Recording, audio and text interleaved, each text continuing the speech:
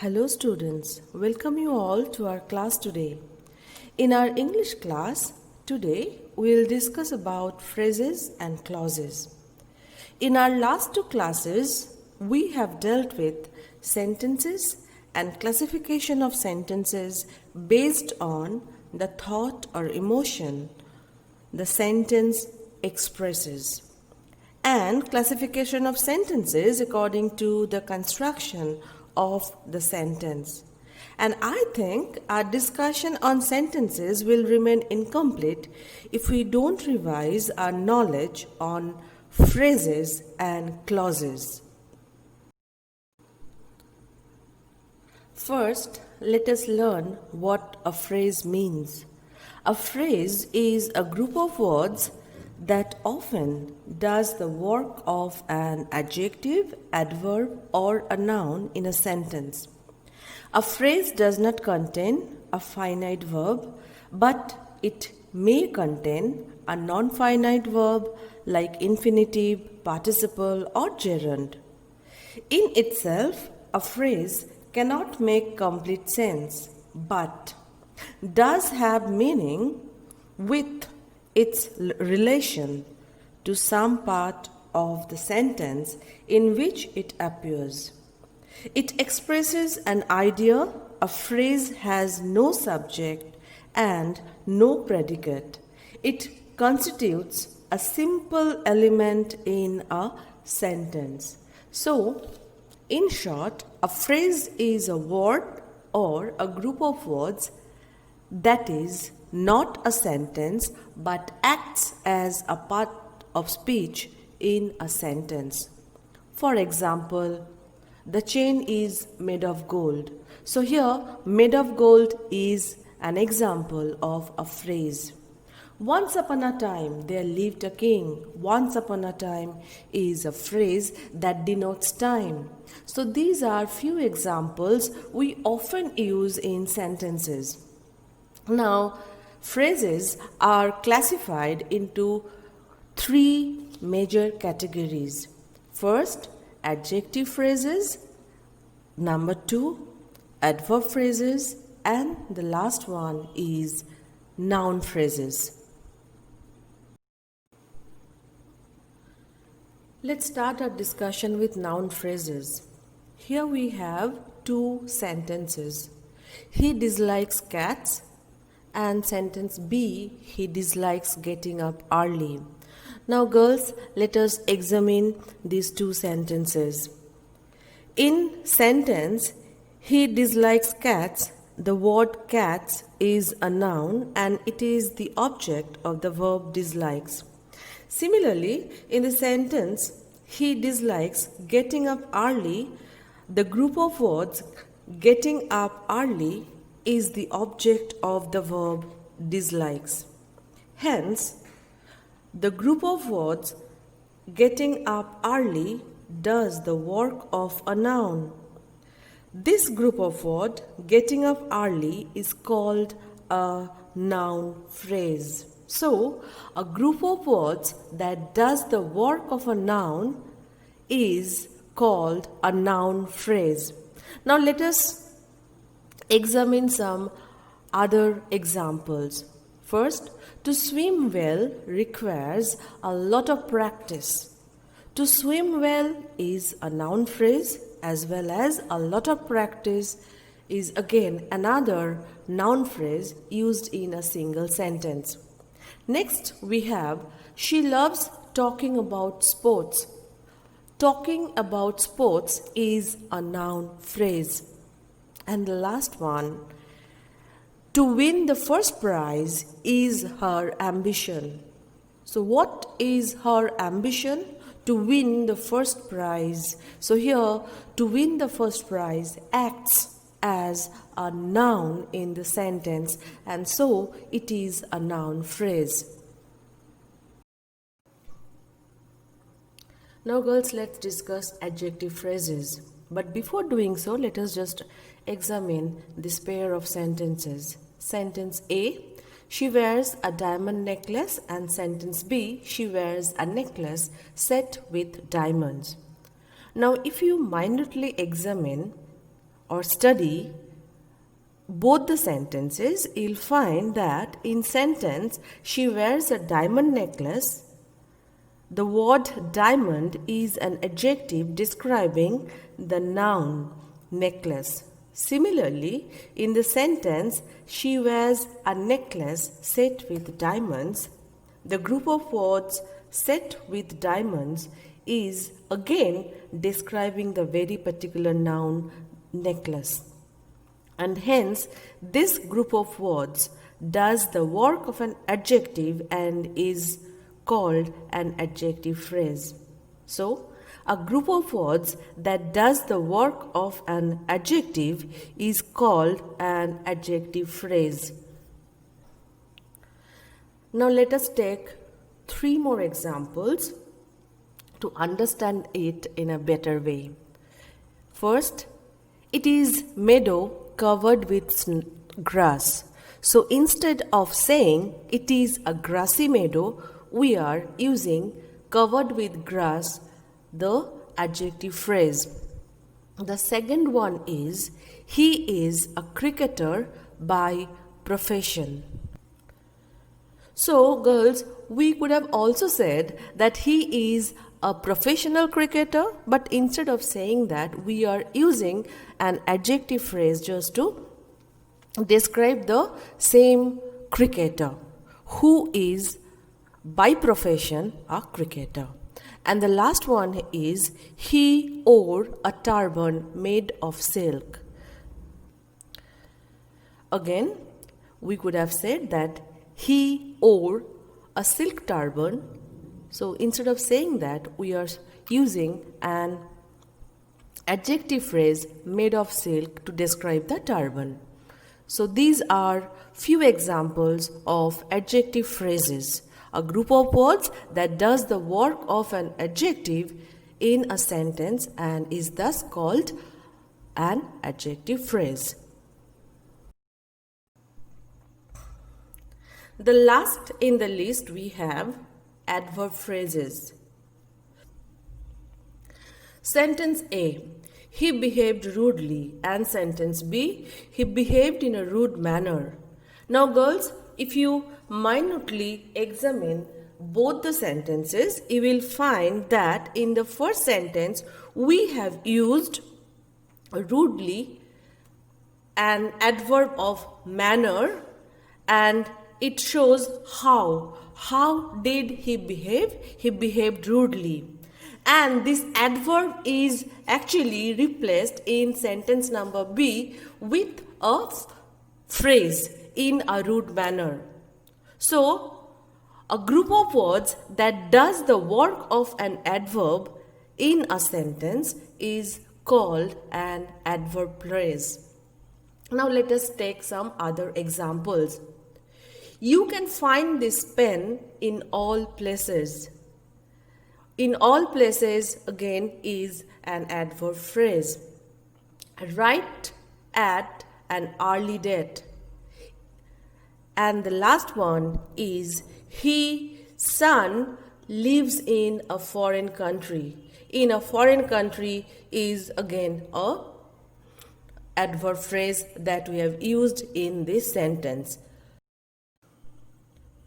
Now girls, as we have dealt with the phrases and its kinds, here are some practice materials for you. Hope you will do this at home. Pick out the phrases of the following sentences and name the phrases. Sentence number 1, he wants to do the work. Number 2, the queen wore a crown made of gold. Number 3, they sat here for a while. 4, she enjoys reading detective stories. 5, the road leading to the market has become muddy. Number 6, he acted with a great promptitude. Number 7, swimming so fast is creditable. Number 8, he is a man of great worth. Number 9, I forgot to post the letters. Number 10, he spoke words full of wisdom. Number 11. I sat on the roof at midnight. Number 12. He behaved in a strange way. 13. He is a cricketer of great promise. Number 14. The boy refused to answer the questions. Number 15. He pretended to know nothing about it. Number 16. He promised to come again. Number 17. A friend in need is a friend indeed. Number 18. They play cards off and on. Number 19. He spoke in a loud voice. And the last one, number 20, is a bird in hand is worth two in the bush. So these are the practice materials for you. Girls, please do practice them at home. Now let us discuss clauses. A clause is a group of words forming part of a sentence and having a subject and predicate of its own. A clause is a subject-predicate unit. It may combine with other such units in a sentence. Independent clauses are grammatically self-contained. Such a clause can be punctuated as a common sentence. Dependent clauses are grammatically subordinate to an independent clause, which is again named as main clause or principal clause. Now, the table that you have in front of you shows the clause-wise breakup of different kinds of sentences. Now, as we have already discussed, sentences based on its structure are divided or classified into three kinds.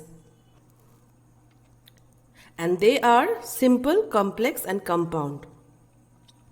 Complex sentence again have two parts: principal clause or the independent clause and subordinate clause or the dependent clause. Whereas the compound sentence has a principal clause and coordinating clause or clauses.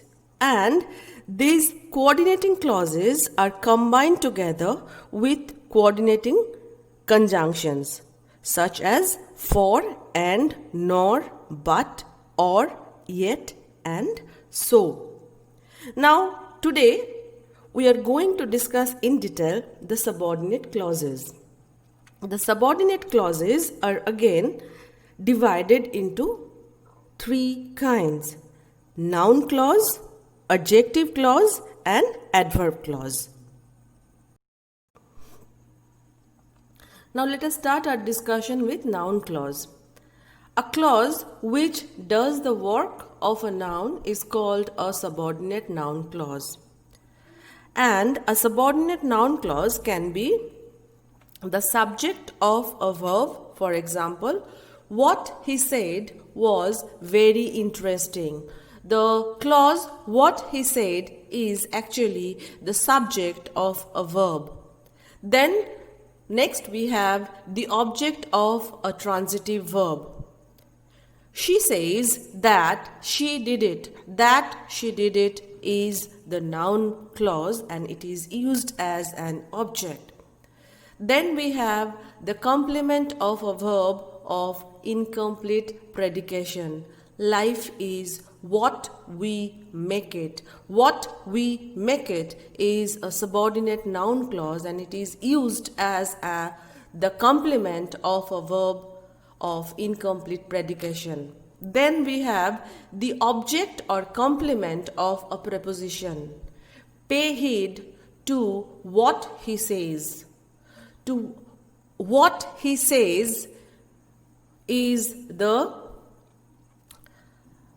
noun clause and it is used as the object or complement of a preposition, and here the preposition is to. Next we have the complement of an adjective. I am sorry that I have hurt you. that I have hurt you is a noun clause and it is used as a complement of the adjective sorry. Last, in apposition to a noun or pronoun, it is unfortunate that he has failed. Here, that he has failed is the noun clause. Now let us discuss subordinate adjective clause. A clause that does the work of an adjective is called a subordinate adjective clause. A subordinate adjective clause defines or describes a noun or pronoun, and it is introduced by a relative pronoun such as who, whom, whose, which, that, but, as, or by a relative adverb such as where, when, why, that, and how. Now, girls, let us take some example. This is the boy whom all praise. Whom all praise is the clause that describes the boy. So, it is an adjective clause. In the second sentence, this is the house that Jack built. So, here again, with the help of the clause that Jack built, we are describing the house, and that is why it is an adjective clause. The last one is there is no mother but loves her child. Now here but loves her child is the adjective clause that describes mother. Now here the clause means actually who does not love. So there is no mother who does not love her mother. So this is another way to apply an adjective clause. Now last but not the least, subordinate adverb clause. A clause that does the work of an adverb is called the subordinate adverb clause. An adverb clause may modify some verb, adjective, and adverb in the main clause. Subordinate adverb clauses are of many kinds. There are at least 9 kinds of it. They are adverb clause of time, adverb clause of place, adverb clause of manner, adverb clause of comparison, adverb clause of reason or cause, adverb clause of purpose, adverb clause of result, adverb clause of condition, and lastly, we have adverb clause of concession.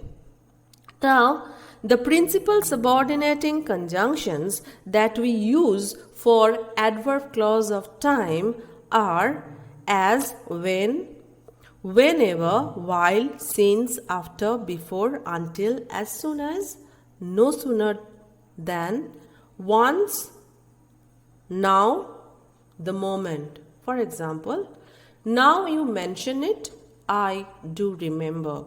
Now you mention it is the adverb clause of time. Next, we have adverb clause of place. And for this, we use where, wherever, whence, and whither. Return, whence you came. Now here, whence you came is the adverb clause of place.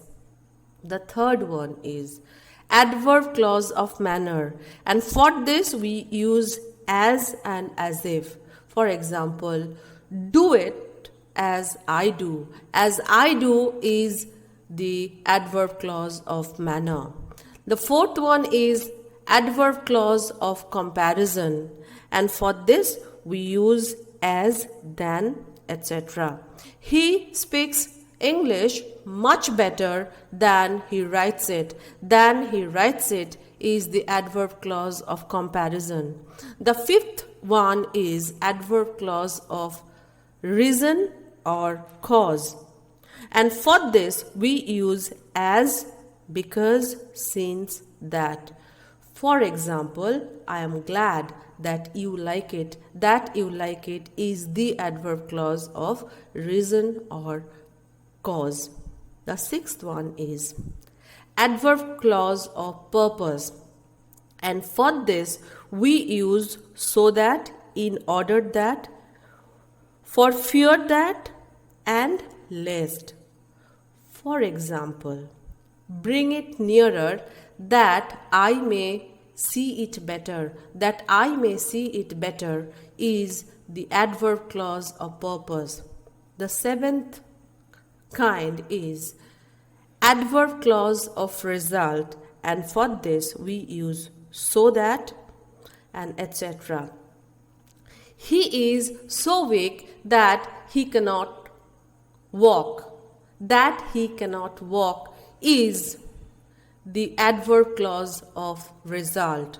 The eighth one is adverb clause of condition, and for this we use if, unless, whether, provided that, supposing, on condition that, as long as, so long as, etc. For example, if it rains, I shall stay at home.